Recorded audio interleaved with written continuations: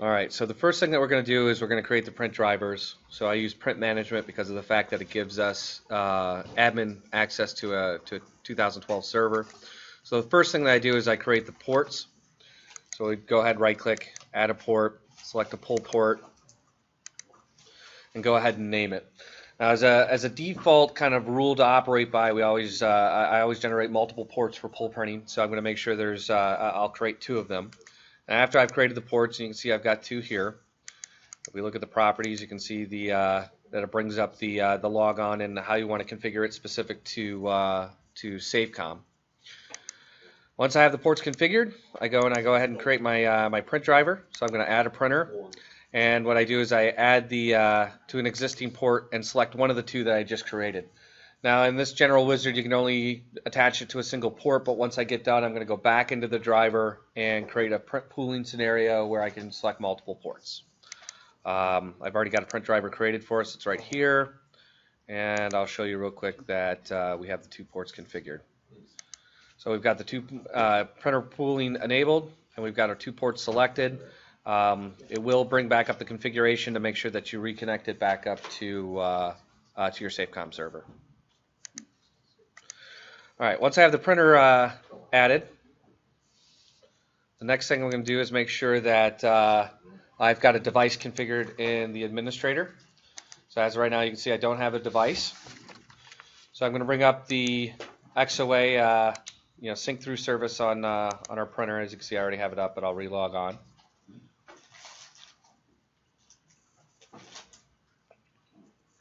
Now, if you haven't already added the app, which we actually already have it here, but I'll show you real quick how to add it.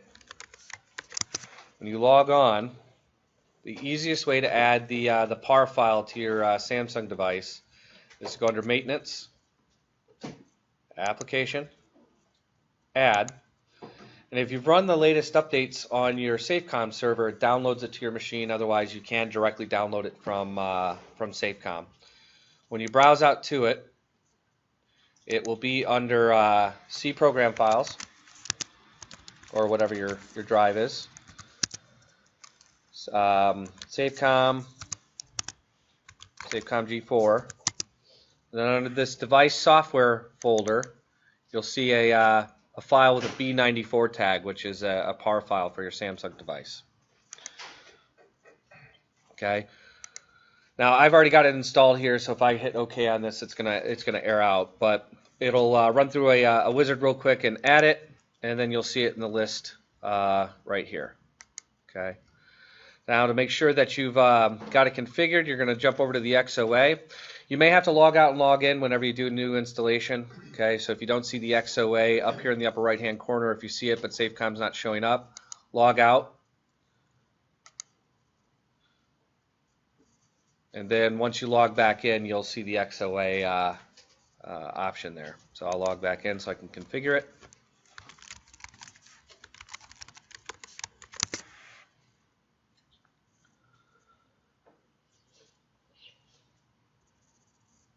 Once we come under this XOA section, you'll see there's a couple different options here over on the left.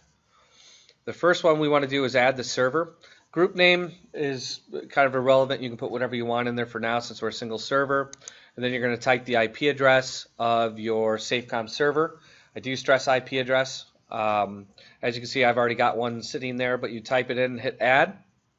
You want to make sure anytime you do anything in sync through that you hit apply. If it actually was able to contact the server, you will see a success acknowledgement there. Now, before you can actually configure your device, you need to make sure that you register it through a service account in Safecom Administrator. So when you go back into Safecom and you go under Users, one of the default user accounts that's created is an account called Tech.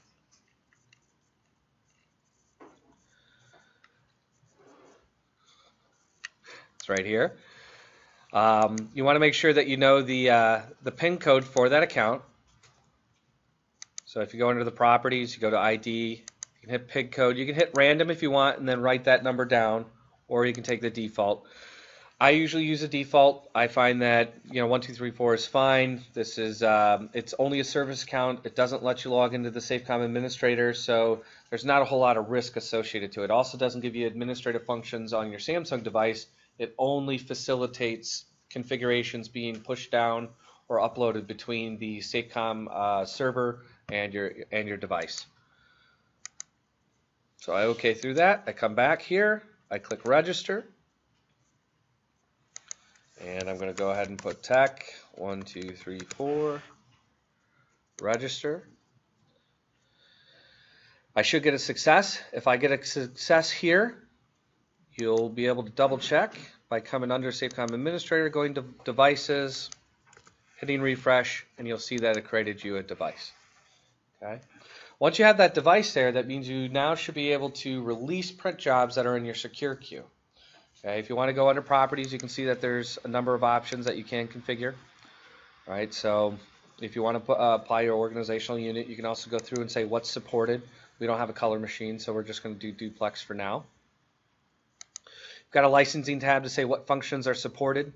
If you're not sure about what you actually have licensed, you have a license tab to go and see if you've to make sure everything's sitting how it everything's configured as it should.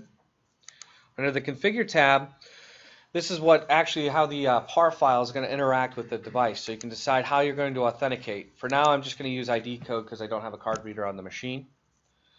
You can decide if you wanted to that it's going to print all like a single function device, or if it's going to do copy authentication, email, etc. So this allows you to configure what you want. And when you hit OK, it's going to send that configuration down to the machine. All right. So with that, they want to right click and resend? You can if you want to make sure it updates. When you hit OK, it should send the configuration. But if you also want to resend it, you can right click. Again, I kind of did that quickly, but resend it right here, and that will, any of the check boxes you just checked will update at the machine.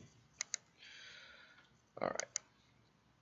So now if we look at the machine, well, let's create a user. So I have a user that we've already printed something to, so let's go take a look at that. So however you created your users, and then I've printed a couple test files. Come under here, I can check. So there is a file that's in my being held for this user. So that means when I log on to a device, I should be able to see it. So we're going to go ahead and log on at the device. We're going to hit pull print.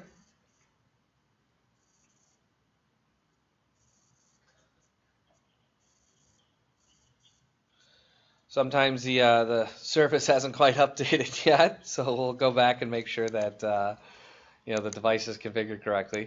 So if you do see that it's not there, that means the device didn't configure, it didn't communicate back to your server. So come here, I usually check the configuration here, see what I see. And if I don't, and I also check the sync through service as well. So while that's updating, let's go check the service here. Sometimes it takes a minute or two.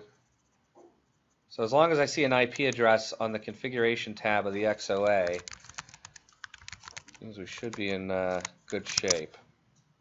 Maybe I'm just being impatient.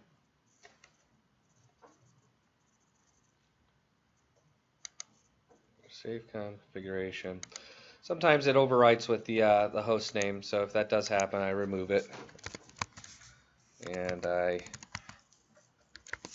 re-add the IP address, apply. You shouldn't have to re-register it, but I never trust it, so I just do it.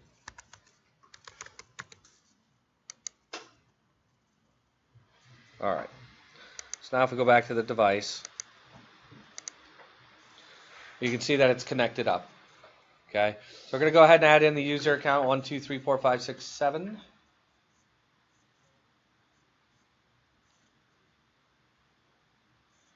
And when we log in, it should take us to our print queue. You can see that we have a job sitting in the queue. That job is the same one that we see over under the user account.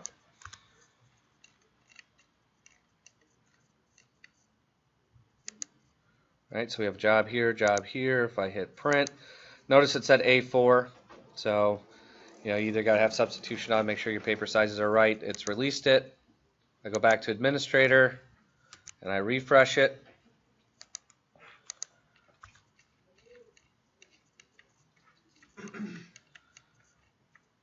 See if next time I can have a few more users. You'll see that my job is actually gone. So that's how you set up secure print, secure follow you print in Safecom.